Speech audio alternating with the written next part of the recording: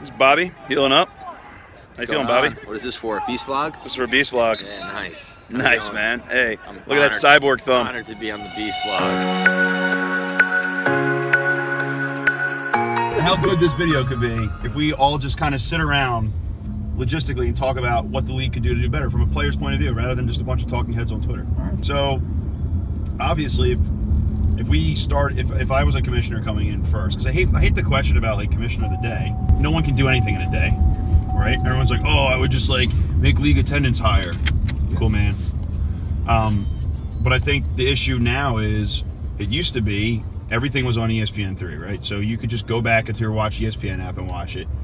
And I was at the prep school showcase a couple weeks ago, and every college coach who was there was like, yo, where is the MLL this year? Like, I can't find it anywhere.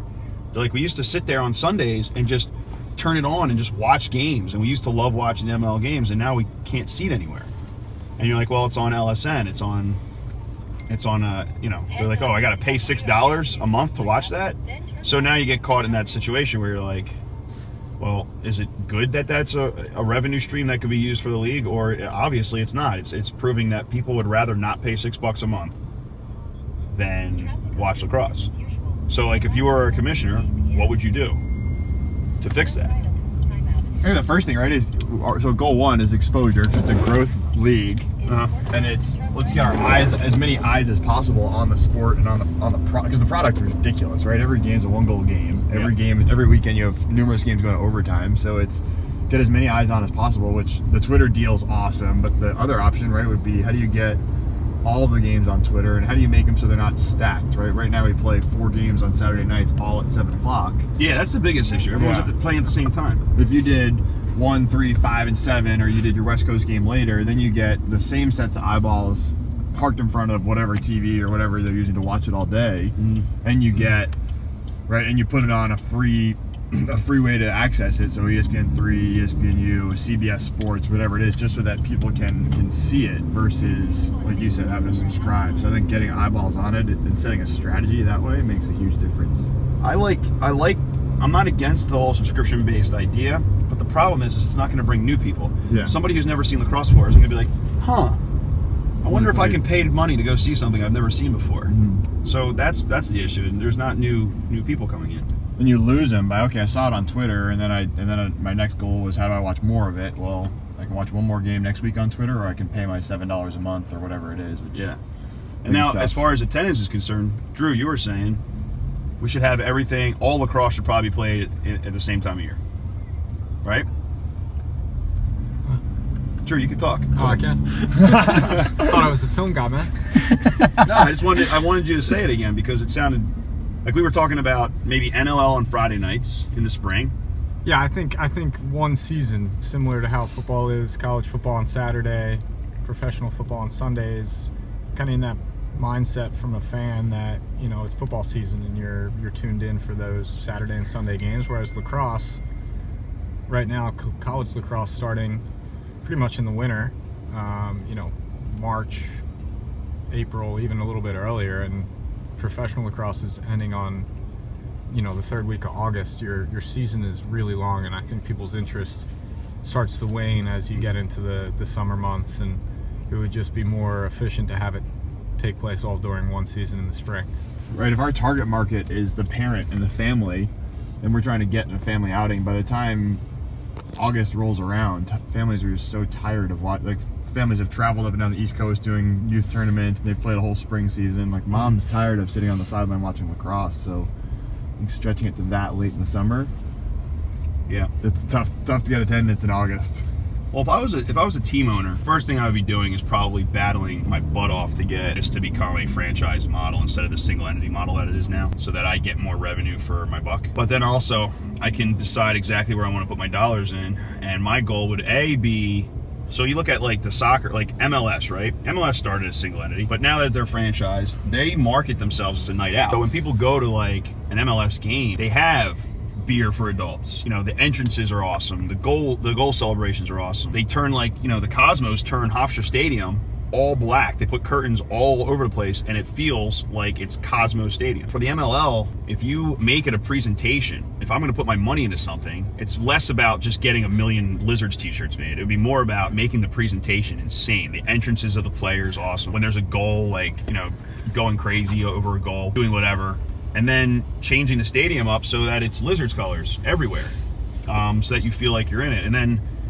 finding out a way so that you can get beer at the games, whether it's a separate tent, like the Bayhawks, right? The Bayhawks have that tent area at the VIP area. Yeah, and that's how you can market to, because, you know, kids are great, but we need adults to come to our games, not just because they're bringing their kids, but because they want to be there. I mean, that's some of the stuff that I would probably do. And then obviously our biggest competition is club lacrosse right now. Kids are playing games. That's why we're trying to figure out when in the summer to play these games.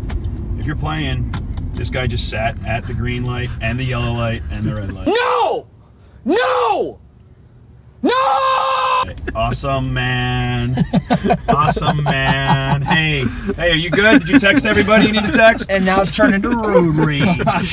Awesome. Are you done texting? A few moments later. What I got here? A little coconut oatmeal. Great toast this morning. About guns and ammo. Kyle Harsel, psychopath.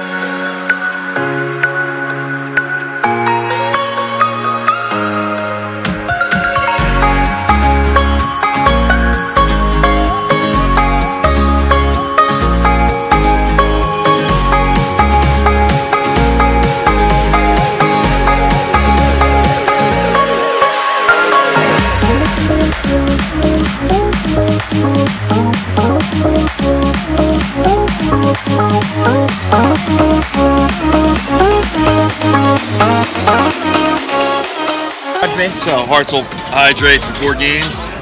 Kid wonders why he cramps up. It's the second quarter. Jesus, there's kids watching. Oh. Team Din Din? Yeah, it's IG Live right now. Shit is hot. Jerry, say something about JoJo. Sucks. Hey, let me see it again. DefensiveAcademy.com. Second and third team all MLL mid-season. Grenlian, he's not on any of the first, second, or third teams. What's this guy got to do for some respect, man? He's like Rodney Dangerfield. He's been in the league for 13